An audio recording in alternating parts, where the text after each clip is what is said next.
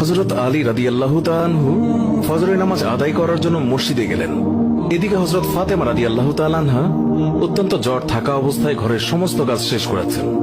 আলী রাদিয়াল্লাহু তাআলা আনহু মসজিদ থেকে এসে দেখলেন ফাতেমা কাঁদছেন। তিনি প্রশ্ন করলেন, ফাতেমা, তুমি কাঁদছো কেন? ফাতেমা রাদিয়াল্লাহু তাআলা আনহা কোনো উত্তর না দিয়ে তখনও আরো জোরে জোরে কাঁদতে লাগলেন। আলী রাদিয়াল্লাহু তাআলা আনহু কয়েকবার প্রশ্ন করার পর মা ফাতেমা কাঁদতে কাঁদতে বলল, আমি স্বপ্নের মধ্যে দেখেছি আমার আব্বাজান হযরত মুহাম্মদ সাল্লাল্লাহু আলাইহি ওয়াসাল্লাম আমার ঘরের মধ্যে ঢুকে কি যেন তালাশ করছেন।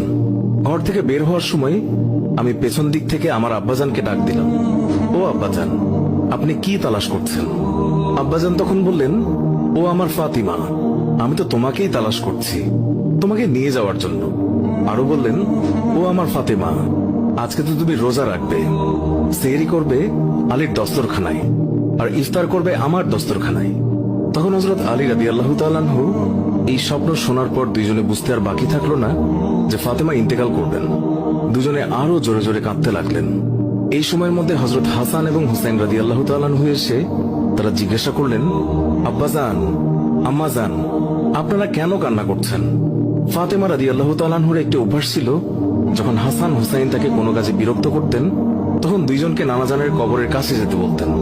আজকেও ফাতেমা বললেন, তোমরা দুই ভাই নানার কবরের কাছে যাও। কবরের নিকট যাওয়ার সাথে সাথে কবর থেকে আওয়াজ আসলো, ও আমার আদরের নাতিরা, এই মুহূর্তে তোমরা আমার কাছে কেন এসেছো? আমার কাছে তো সব সময় আসতে পারবে। এখন যাও, গিয়ে মায়ের চেহারার দিকে তাকিয়ে থাকো। আজকের পর তোমাদের আম্মাজানকে আর দেখতে পাবে না। এই কথা শোনার পর দুই ভাই কাঁদছেন এবং দৌড়াতে দৌড়াতে আম্মাজানের কাছে চলে গেল। গিয়ে আম্মাজানকে জিজ্ঞাসা করলেন, তোমরা দুইজন কেন কাঁদছো? বুঝেছি, নানাজান আমাদেরকে বলে দিয়েছেন যে আজকের দিনটি তোমার জন্য শেষ দিন। নানাজান তোমার চেহারার দিকে তাকিয়ে থাকার জন্য আমাদেরকে বলেছেন। বিকেলের দিকে হযরত ফাতেমা রাদিয়াল্লাহু তাআলা আনহা তার শরীর খারাপ হলো, তাকে বিছানায় শোয়ানো হলো। মা ফাতেমার মৃত্যুর পূর্বক্ষণে হযরত আলী রাদিয়াল্লাহু তাআলা আনহু তাকে তিনটি কথা বলেছেন। ও আলী, আমার প্রথম কথা হচ্ছে, যেদিন থেকে আমি আপনার ঘরে এসেছি ওই দিন থেকে আজ পর্যন্ত আমি আপনাকে অনেক কষ্ট দিয়েছি।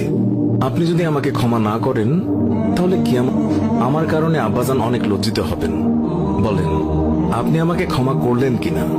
আলী রাদিয়াল্লাহু তাআলা আনহু তিনি তখন উত্তরে বললেন, ইয়া ফাতেমা, তুমি কি বলছো এগুলো? আমি তোমার যোগ্য ছিলাম না।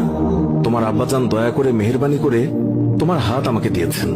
বিয়ের দিন থেকে আজ পর্যন্ত আমি আলী তোমাকে ঠিকমতো দুবেলা খাবার খাওয়াতে পারিনি।